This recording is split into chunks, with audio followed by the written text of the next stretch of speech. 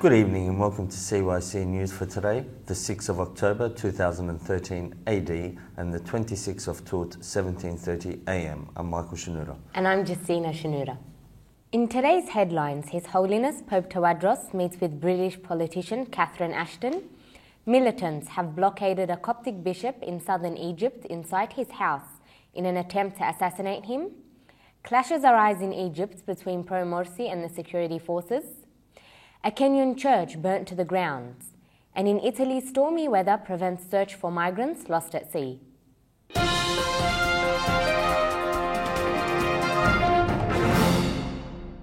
Starting with Egypt, His Holiness Pope Tawadros II held a private meeting with the representative of Foreign Affairs for the European Union, Catherine Ashton.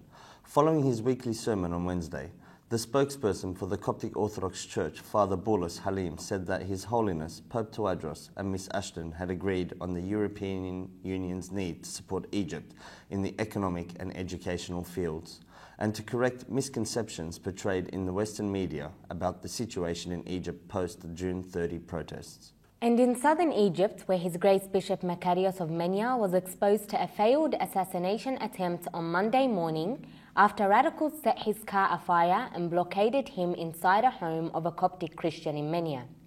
His Grace was on his way to offer condolences to a Coptic family in the village of Sero at 11 a.m. when militants fired gunshots towards his car. The driver then headed to safety of a Christian home, where militants continued firing heavy gunshots towards the house for an hour and a half, in the absence of security. His Grace Bishop Makarios and his driver were later able to get out of the house when the shooting ceased and reached the headquarters of the Menia Diocese unharmed. His Grace explains what happened as an attempt to intimidate and terrorize the Copts of the village in his presence, whilst condemned the attitude of the police who keep silent on the violations of these militants. He added that militants on a daily basis expose Copts of Sero village in Menia to such intimidation and terrorism. And over the political situation in Egypt, where clashes erupted on Friday after supporters of the ousted President Mohamed Morsi took to the streets. Heavy gunfire and explosions were heard in the center of Cairo, and tear gas was used as the military troops attempted to prevent the protesters from reaching Tahrir Square. Meanwhile, the government denied reports that protesters has been killed. Further clashes have been reported in the northern Sharia district and to the east of Giza, as well as in the northern port city of Alexandria in support of the Egyptian president and the army. American Egyptians, both Coptic and Muslim, gathered to show their support and solidarity. The march began in front of the United Nations and marched around the bloc. This peaceful rally was not led by a group of organizations, but rather by a sentiment from all Egyptians to show their support to the changes occurring in Egypt after the revolution of June 30. And in Kenya, Muslim activists set fire to a Salvation Army church in the Kenyan coastal city of Mombasa on Friday during demonstrations to protest the killing of a Muslim cleric. A witness said that after burning the church, protesters blocked the main road leading to the church, forcing riot police to use tear gas to disperse the rally. In the demonstrations, security forces were blamed for his killing. The killing of the Muslim cleric raised religious tensions in the Kenyan Tourist Centre 2 weeks after the killing of 67 people in an attack against the Westgate Mall in the Kenyan capital, Nairobi. Mombasa's security leader, Robert Kitor, denied the involvement of the security forces in the killing of Muslim cleric Sheikh Omar. Meanwhile, the Kenyan government announced it will launch a war against the extremists due to the attack against the Westgate Mall on September 21st.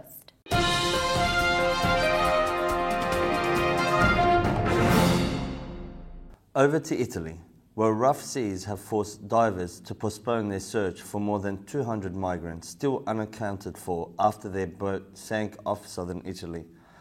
Rescuers have found 111 bodies and 155 people have been pulled alive from the seas 1 kilometre from the island of Lampedusa.